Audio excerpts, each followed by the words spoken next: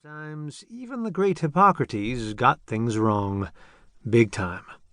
Most critically, Hippocrates believed that illness was caused by an imbalance of the four humors: blood, black bile, yellow bile, and phlegm. A theory that would come to plague doctors and their patients until the 19th century. Still, medical thought and practice flourished, with a few detours along the way. A few hundred years after Hippocrates came Galen, the great Greek anatomist living in Rome. He was forbidden by law to dissect human bodies, but his work with animals, mostly pigs, showed for the first time, from the inside, how living things actually worked. What follows is a brief description of a few ancient medical practices and ideas before and after Hippocrates. Some worked, some didn't, but all provide a good jumping-off point for the even stranger things to come. The Power of Babel. They lay him in the public square, and the passers-by come up to him. And if they have ever had his disease themselves, they give him advice, recommending him to do whatever they found good in their own case, or in the case known to them. And no one is allowed to pass the sick man in silence without asking him what his ailment is.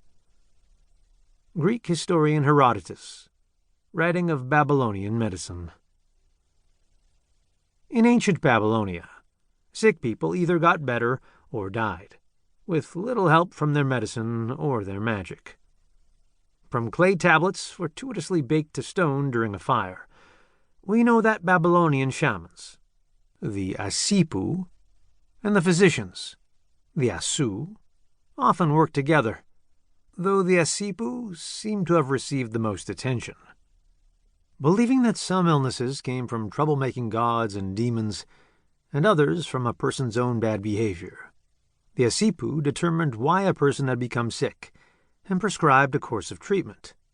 For guidance, an Asipu might look for omens on the way to an ailing patient's house. Say, the lifting of a pig's tail. Once the Asipu arrived, he'd root through his client's personal life. According to fragmentary accounts found in the tablets, an Asipu might find that a patient had had sex with his mother or his neighbor's wife, or had cheated someone by saying no for yes and yes for no. Or maybe he'd had his spit stolen by a witch, or been seized by the ghost of someone burned alive. To chase illness away, an Asipu would cast spells and chant chants. Sometimes he'd mix healing potions together in a leather bag, perhaps adding the hair of a black dog or a dirty menstrual rag. One tablet speaks of pig manure to be worn around the neck, and another speaks of a cure for teeth grinding, sleeping next to a human skull for 7 days, and kissing and licking the skull 7 times each night. Adudgupi, mother of King Nabonidus, once said, 104 happy years. My eyesight was good, my hearing excellent, my words well chosen, food and drink agreed with me. My health was fine, and my mind happy. I had my fill. Ms. Goopy might have been a tad optimistic, but Babylonian healers did the best they could with what they had. Die like an Egyptian.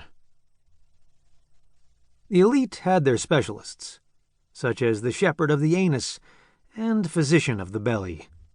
But even for them, life in ancient Egypt was difficult and short, and, as in Babylonia, there wasn't much that doctors could do about it.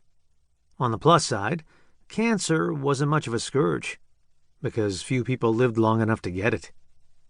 From the Smith Papyrus, we know that head wounds were treated with fresh meat, and for a headache, the Cahoon Papyrus prescribed goose fat rubbed into the eyes, with a helping of jackass liver. A person with a toothache would have a dead mouse stuffed down their throat. People with cataracts had hot broken glass poured into their eyes, a treatment that actually worked, and ingrown eyelashes were rubbed with bat's blood.